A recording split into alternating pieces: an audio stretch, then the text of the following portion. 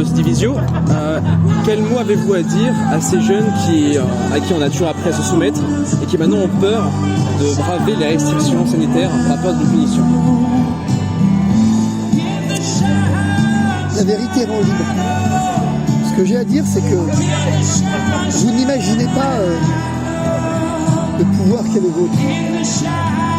Vous n'imaginez pas la grandeur de la jeunesse. Vous n'imaginez pas le privilège de la jeunesse. Est-ce que vous connaissez l'histoire dans l'Évangile du jeune homme riche? Le jeune homme riche, c'est une histoire intéressante. Il y a un jeune homme riche qui va voir Jésus et qui lui dit Maître, que dois-je faire pour avoir la vie éternelle? Belle question. Que dois-je faire pour être heureux finalement? La réponse de Jésus est intéressante. Il lui dit respecte les commandements, respecte la loi. Il dit ben ça je le fais déjà. S'il y a un médecin ou quelqu'un qui pourrait. Une femme qui a fait un malaise, venez s'il vous plaît la scène s'il vous plaît. Ok. Ensuite il lui dit Jésus regarda, il l'aima. C'est beau de respecter la loi. Mais il lui dit autre chose. Il dit va, vends tous tes biens et suis-moi. Et en fait le jeune homme s'en retourna tout triste parce qu'il avait de grands biens. Et donc voilà quelque chose d'intéressant. Il voulait le bonheur, il pressentait la notion du bonheur, l'importance du bonheur dans sa vie, mais ça lui coûtait quelque chose. Ça lui coûtait de renoncer à son confort matériel.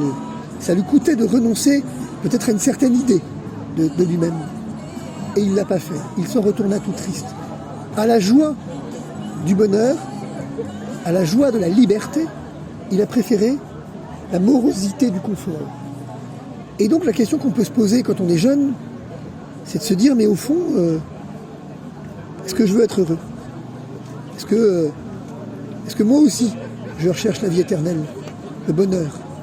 Est-ce que je me contente d'un petit bonheur qui est effectivement d'aller au restaurant ça et là, d'aller au cinéma ça et là? Ou est-ce que je veux un grand bonheur?